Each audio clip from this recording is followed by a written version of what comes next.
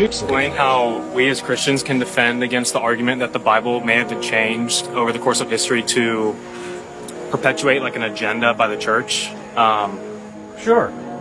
The Greek New Testament that we have today in English is based on over 5,800 Greek manuscripts or pieces of manuscript dated from the 2nd to the 10th century AD, all agreeing to an infinitesimal degree. Now, are there manuscript variants?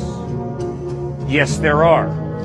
But those variants are so small, like, is the word singular or plural? Is it a definite or an indefinite article? There is nothing that is changed by those variants. Now watch out. Bart Ehrman is head of the religion department at UNC Chapel Hill, where we will be in a few weeks. And he wrote a book that was a bestseller. And in this book, he writes, there are between 200 and 400,000 manuscript variants. Differences in those Greek manuscripts.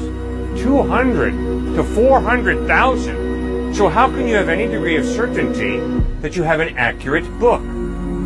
Well, what is also true is those 200 to 400,000 manuscript variants are located in 25,000 manuscripts, which means you have 8 to 16 manuscript variants per manuscript. We have an incredibly high degree of certainty that we really have what those eyewitnesses wrote.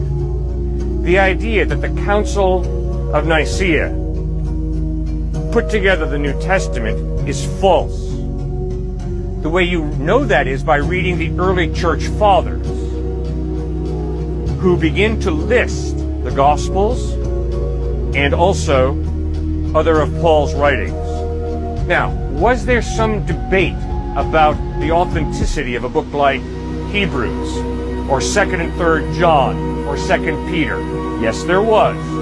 Did that debate go on into the 2nd century and 3rd century? Yes, it did. But it was not the church that got a council together and pulled a power move and decided, we're just going to reject the Gnostic Gospels because we don't like them. Baloney. The tests that the church used to determine what was going to be in the New Testament, what are the 27 books of the New Testament? The tests were really simple. Was it written by an eyewitness or by somebody who knew an eyewitness, like Luke and obviously Paul? And secondly, was it accepted by the worldwide church around the Mediterranean? If the book was simply accepted in Alexandria, Egypt, but not in Antioch or not in Rome, it was not accepted as part of the canon, the New Testament.